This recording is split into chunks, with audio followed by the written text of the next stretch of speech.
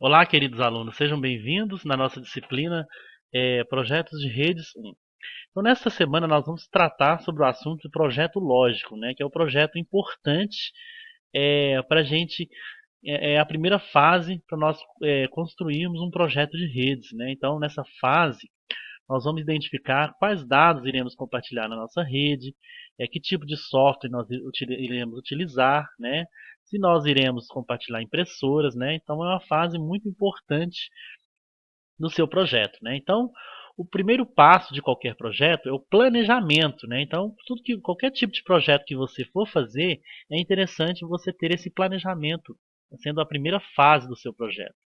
Então, e isso certamente se aplica ao projeto da rede do qual você está prestes a incumbir-se, né?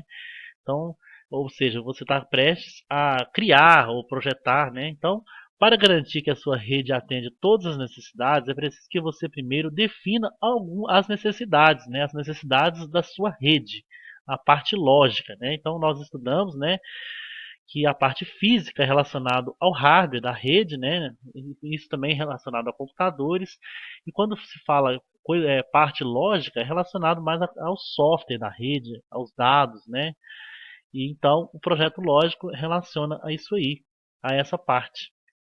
Então, neste momento, né, que você vai fazer esse projeto lógico, é um momento para saber que tipo de dados que você vai compartilhar, né, na rede, né? Na rede do qual será projetada, você vai identificar quais dados que o seu cliente, né, vai trabalhar. Se ele vai utilizar uma planilha compartilhada, né, uma planilha, nós aprendemos lá na disciplina de informática, né, é um documento, uma planilha, é um documento eletrônico, né, criada em programas como Excel, Calc, né, muito utilizado para empresas, né, principalmente quando se trabalha com parte relacionada à contabilidade, né. Então, as planilhas são muito importantes e é difícil uma organização que não utiliza alguma planilha, né. Então, este é o momento se você vai compartilhar uma planilha entre os colaboradores, né, o próprio seu cliente ou você mesmo, né. Então, vamos supor que você esteja planejando uma rede para você mesmo,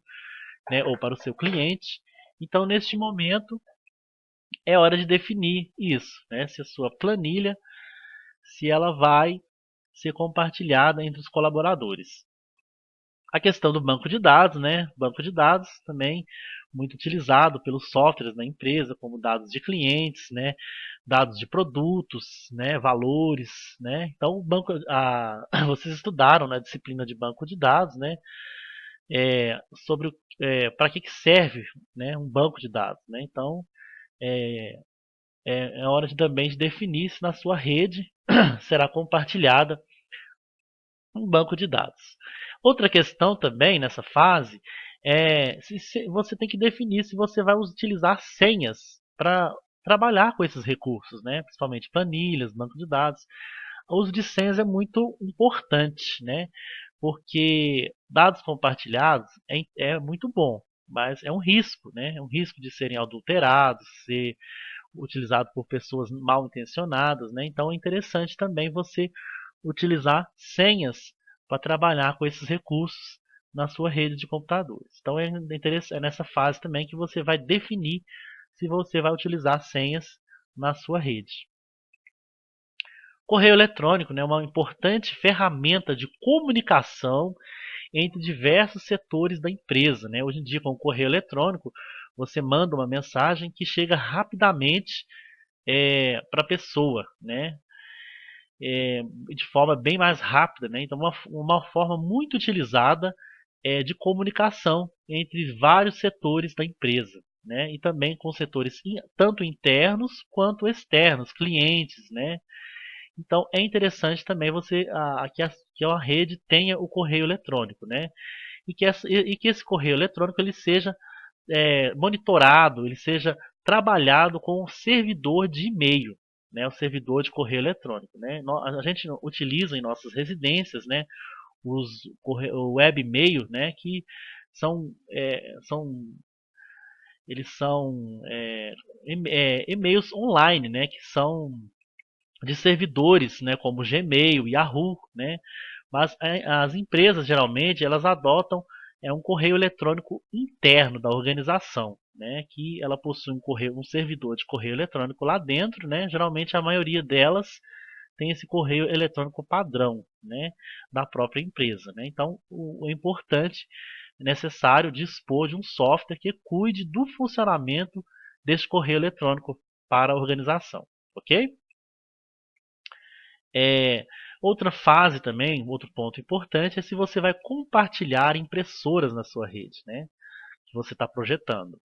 Então, o compartilhamento é quase um sinônimo de rede de computadores, né? Então, quando surgiu o conceito de redes, né, uma das primeiras funcionalidades da rede foi o compartilhamento de dados e impressoras, né? Então, compartilhar impressora significa é, reduzir gastos para a empresa, né? Vamos supor que uma empresa aí tem 100 computadores, 200 ou até 1000 computadores. Imagina se não fosse o compartilhamento dos recursos de impressoras, cada computador teria que ter seu computador, sua impressora, né, para imprimir documentos, né? Então teria um gasto bem maior.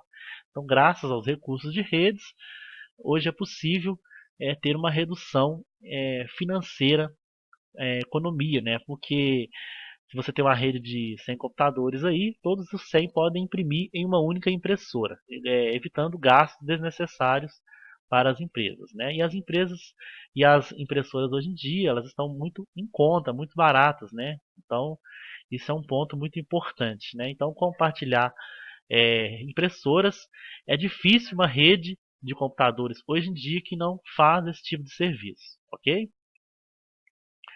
Também é o momento de definirmos se a sua rede vai ter um acesso remoto, né? Então é possível configurar sua rede para que possa ser utilizada por um usuário remoto, né? Ou seja, um usuário externo da organização, né? Vamos supor que tem um cliente lá, um funcionário na rede de computadores que, além dele trabalhar na empresa, ele gosta de fazer serviços externos, né? Então é um acesso remoto, né? Então o acesso remoto é você utilizar serviços de redes, acessar outros computadores de forma remota, né? Então isso é muito importante, né? Hoje em dia nós temos softwares, né, na internet que fazem esse tipo de serviço, acesso remoto, como o TeamViewer, por exemplo, né?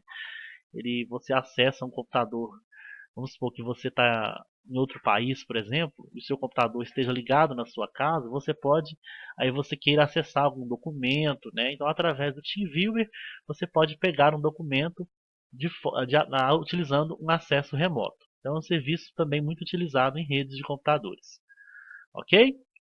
Bom, pessoal, então, essa primeira aula era para dar uma introdução nessa parte aí de projeto lógico. Tá bom? A gente se vê aí na próxima videoaula. Um forte abraço e até lá.